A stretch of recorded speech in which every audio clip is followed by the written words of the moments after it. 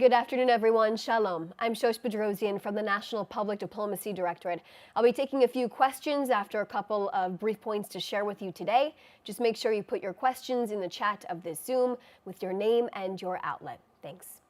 Today is Thursday, December 4th, and it has been 790 days since 251 people were first taken captive as hostages inside of the Gaza Strip by Palestinian terrorists. These were not militants, as Sky News and other outlets have reported for 2 years. These were terrorists. Terrorists who will do anything to repeat October 7th and further their goal of annihilating the state of Israel. We are at a critical point in this ceasefire right now. On Wednesday night, Israel received the remains of the final foreign national that was kidnapped on October 7th. After the remains were transferred to our security forces in Gaza, it was confirmed by the Forensic Institute that the remains are of Sutisak Rintalak of blessed memory, who was originally from Thailand.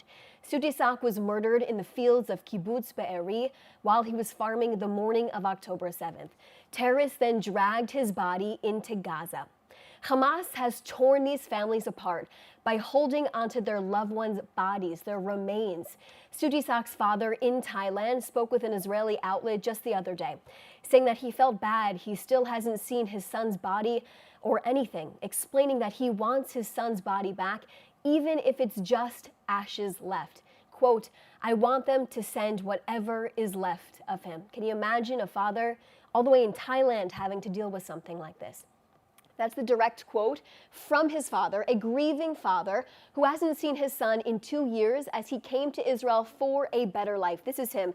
Sutisak would send money back to his family constantly on a near weekly basis. His mother told an Israeli outlet that her son wanted to save a bit more money and then come back to Thailand for good. And then October 7th happened. As you can see right here, this is what some of these videos, a Thai hostage being kidnapped into hospitals on October 7th. It's a horrific video.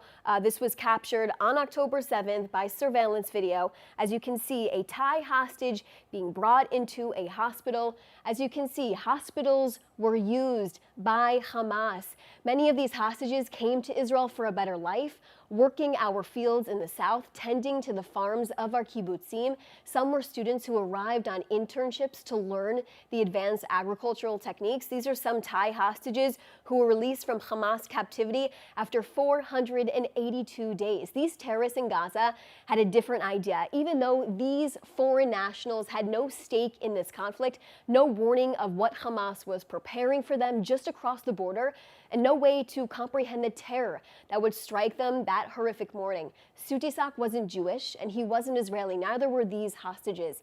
He was simply here seeking opportunity. Hamas did not discriminate on October 7th, whether you were Jewish, Muslim, Christian, Asian, African, or any identity. Every innocent person in the terrorist path suffered the same barbarity. They did not stop to ask who was a local or who was a foreigner. They unleashed their brutality on every human being that they encountered. We know that 35 foreign nationals without Israeli citizenship were kidnapped by Palestinian terrorists on October 7th. These were people who had no idea the brutality that they would be facing on October 7th. Like we showed you some of these videos of hostages being taken into captivity in hospitals. Hamas has used these hospitals, exploiting them to hide hostages and keep them captive there. Almost every medical institution across Gaza was abused by terrorists to fire from as weapons and rocket storage, or even as headquarters. We showed you all of those videos on the screen of how our hostages, our foreign nationals, were treated on that horrific day. Our final last hostage that is still in captivity right now is Master Sergeant Ron Gvili, who was on medical leave for a broken shoulder on the morning of October 7th. A member of the counter-terror police unit Yassam, Ron rushed down to the southern border and he battled terrorists near Kibbutz Alomim. He was murdered that morning and his body was dragged into Gaza. Ron's mom wrote on Facebook, "The first to head out and the last to come back. We won't stop until you return." And neither will the Prime Minister, who has made this mission to bring our hostages home a personal undertaking. Israel is exhausting every effort until our final hostage, Ron Gvili, comes back home. At today's government meeting, Prime Minister Netanyahu confirmed Iran eliminated 14 terrorists in his battle against terrorists on that day. The Prime Minister is in regular contact with Ron Gvili's remarkable family, who have called the operations and plans to bring home 254 hostages from Gaza unbelievable. The Prime Minister is determined to bring Ron home.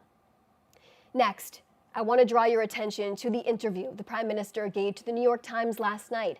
As we get closer to reaching the second phase of the ceasefire plan, Prime Minister Netanyahu shared how he envisions the future of this phase to play out and why each step is so critical. Take a listen. The second phase is to disarm Hamas and demilitarize Gaza. I think there's a third phase, which is to de-radicalize the Gazan population from 60 years of incredible incitement, incredible brainwashing, which has really has to be changed. But the first phase is you've got to get rid of Hamas. Now, that is going to happen in one of two ways. It could happen with an international force that the United States is trying to put together, and I hope they succeed. And if not, as President Trump has said, and I've said, it can be done the easy way or the hard way. The hard way is that we'll have to do it.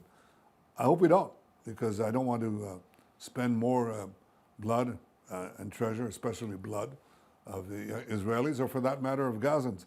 But if it needs to be done, Hamas can't stay there, and they won't. It is paramount to understand that success of this ceasefire will come when all aspects of it are upheld. Unfortunately, for weeks now, as I've continued to say over and over again, Hamas has violated the ceasefire. On Wednesday, IDF soldiers operating in eastern Rafah were attacked by several terrorists who emerged from underground terror infrastructure. Now, the encounter left 5 IDF soldiers injured, including 1 combat soldier in serious condition. The IDF acted to fight off this ceasefire violation by Hamas and struck a Hamas terrorist using precise intelligence. Prime Minister Netanyahu sent his wishes for a speedy recovery to our heroic soldiers who were wounded in that clash. And the Prime Minister emphasized that Israel's policy is clear. Israel will not tolerate the harming of IDF soldiers and will respond accordingly. Next, as mentioned yesterday, Israel had a positive meeting with the Lebanese government and economic officials. At the direction of Prime Minister Netanyahu and as part of the ongoing security and dialogue between the United States, Israel, and Lebanon, the deputy head of the Foreign Policy Division at the National Security Council held a meeting in Lebanon with President Trump's advisor on the issue of Lebanon and with other relevant Lebanese civilian representatives. The meeting took place in a good atmosphere, and it was agreed that ideas would be formulated to advance possible economic cooperation between Israel and Lebanon, a historic development. Israel clarified that Hezbollah is required to disarm, regardless of the advancements of economic cooperation. Now, both sides agreed to hold a follow-up discussion. And also, in that New York Times interview last night, Prime Minister Netanyahu said the following about further cutting off Iran's terror axis with successful operations targeting the head of the snake, while also working with our neighbors together to confront our mutual enemies. Take a listen. We removed this threat of nuclear annihilation that could have happened within a year. Iran, within a year, within 6 months, could have had its first atomic bomb. And they would have no compunction about throwing it at Israel. And where do you think Iran is right now on that? Well, I think we pushed them back a lot, Andrew. How far? Well, I think it's very hard to manufacture a bomb when your top scientists are knocked out. They had atomic scientists, and we knocked them out in the first 2 minutes of the war, along with their top command. We set them back. Does that mean that they won't try again? Of course they'll try again. But our focus right now is on the Iran axis, on their various proxies. On Hamas, let's finish the job there and open up a path for a different future for Gaza and for Israel. And the same thing is true of Hezbollah. I mean, we opened up the possibility of a change in Lebanon. I think it's also up to the people of Lebanon to seize the future of their own country. But we've brought down Hezbollah a lot, and we deal with the Houthis and any other proxy that we have to deal with. I think opportunities are vast. They're vast, but I think it requires more work. Finally, to share with you in the government meeting this morning, the Prime Minister reiterated that Israel's success in its battle against the Axis terror is opening up opportunities for peace with our neighbors. He lauded Israel's strong and stable economy, where investments continue to flow and will do so in the future. The stock market is breaking records and the shekel has strengthened. Interest rates have also dropped and unemployment is at an all-time low. And just keep in mind, this all happened over the course of 2 years of war on several fronts. I can also share with you today, Prime Minister Netanyahu will be welcoming the German Chancellor on Sunday. Here at the Prime Minister's office, a joint press conference will also be held in the afternoon. I'll take a few questions right now.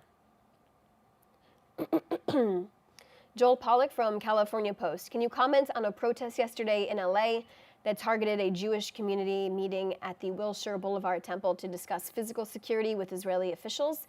I do not have any information on this, Joel, but I can look into it. Second question, can you comment on the challenge of negotiating with Lebanon while also carrying out airstrikes on Hezbollah?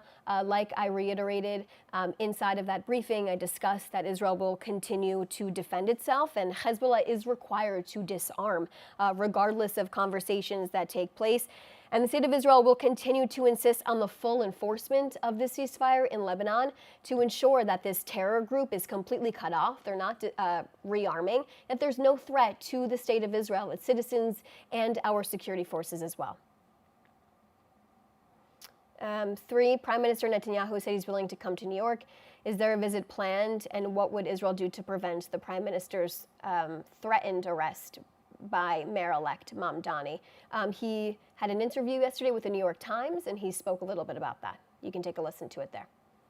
Steve Shear from Reuters.